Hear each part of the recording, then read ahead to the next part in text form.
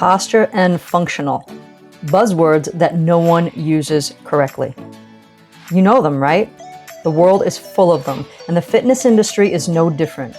Here are a few you've probably heard at the gym. Ready? Core. Posture. Functional.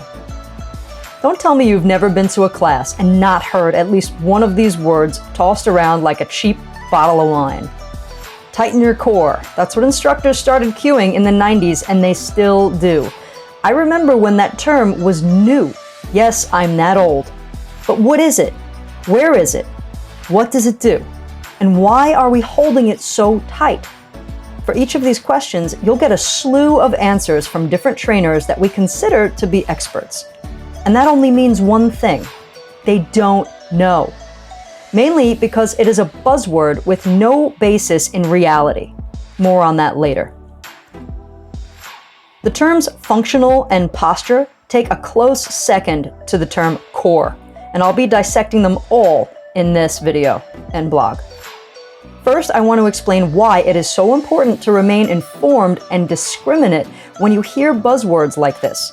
Because the people who use them, more often than not, have no idea what they really mean.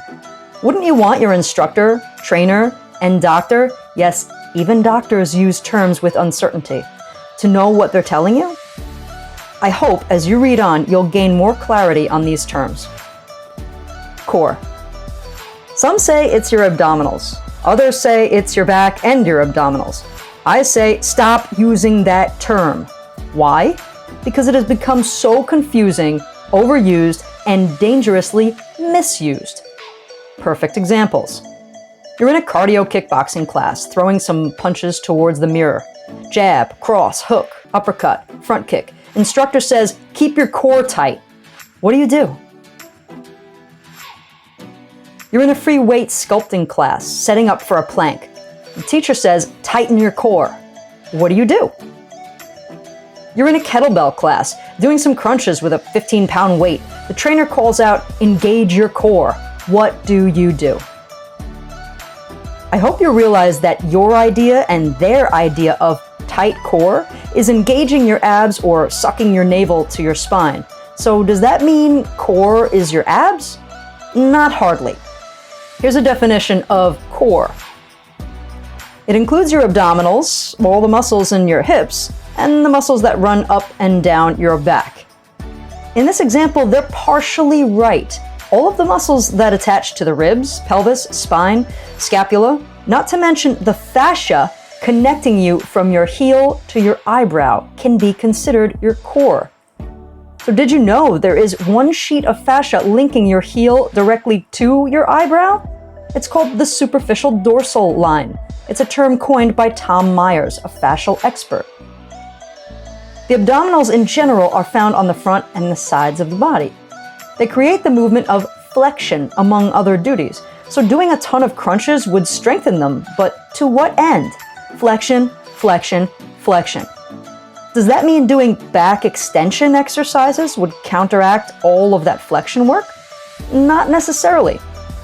You see, there's a certain amount of musculoskeletal compensation that we bring to our workouts. It cannot be avoided completely, but when we do not address that, we just continue strengthening the misalignments. Then the muscles fall further into compensation and dysfunction, not working the way that they were designed to. That is when they signal us via pain. So getting your body into proper alignment is key.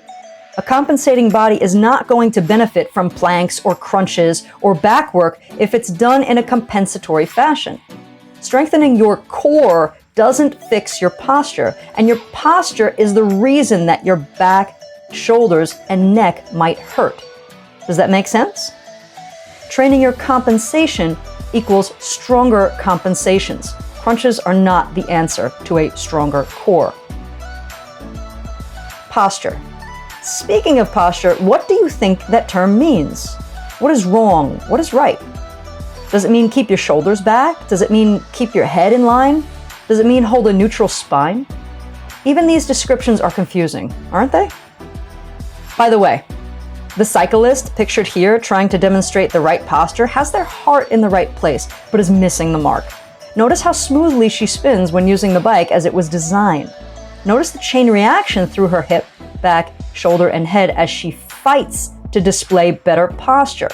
It looks unnatural, unsustainable, and uncomfortable because it is. Let's settle this right here. Posture is how your body demonstrates the relationship between your joints. That's it. Now, speaking in terms of good and bad, right and wrong, we'll throw a lot more into the mix, but in my opinion, I'd rather think in terms of good, better, best. Let's face it, our body will adapt and it will compensate, and we should be glad that it can. Thank goodness for poor posture. You don't agree? Your body can adapt. Your car cannot. Your body can improvise. Your car cannot. Your body can still run from a tiger if your foot was lopped off. Your car wouldn't get far on just 3 wheels. Comprende? Adaptation to a different posture is necessary to keep you going. You're not doing it on purpose. Your body's wisdom is beyond our simple-minded concepts. It knows what to do, even if you don't know why it's doing it. Trust it. The problem occurs when it can't do what it was designed to do anymore, when it forgets how to access its muscles for creating efficient motion, when it compensates so long that it becomes dysfunctional. The posture displays misalignments, and certain movements may no longer be possible to execute. Do any of us have perfect posture? No. Can we? Who cares? If we're living lives without pain, without limitation, it shouldn't matter. It's when the signal of pain kicks in that we seek answers, and most of the time the answer can lie in a misaligned posture, which is easily addressable. You can set up a consultation to find out how through me. Let's look at the term functional. This word is tossed around a lot in the past 10 years, especially at the gym. Trainers tout themselves as functional trainers, offering functional workouts. What the fuck does that mean? Well, I asked a master trainer. It said so on his shirt. He was at a newly opened gym, 24-hour fitness in Massapequa, and this is what I was told. You can see my video link. So just because he didn't know what functional fitness meant doesn't mean that you can't know.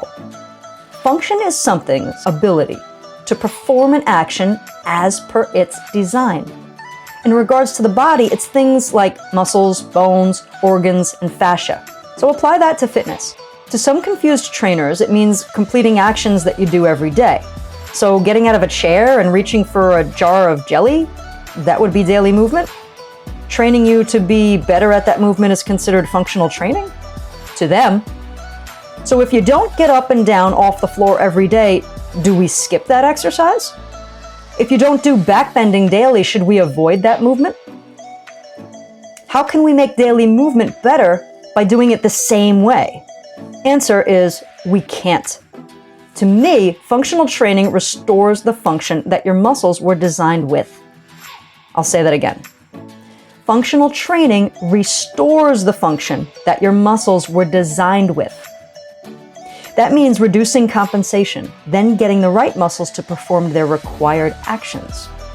If you've worked with me, you know how we accomplish this and its outcome.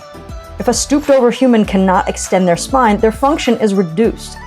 They now have to compensate through multiple movements to create an action that a more aligned or functional person can.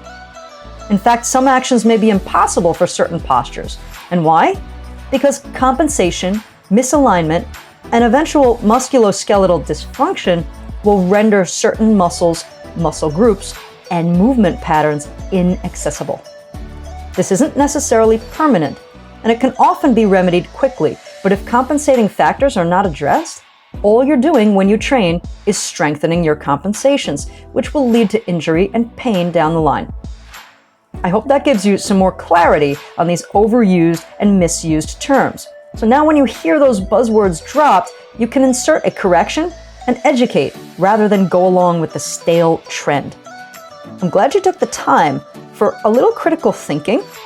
Being led by your nose sucks and makes you less of a human being. To get the changes that we want in life, we often have to bust out of the self-imposed molds.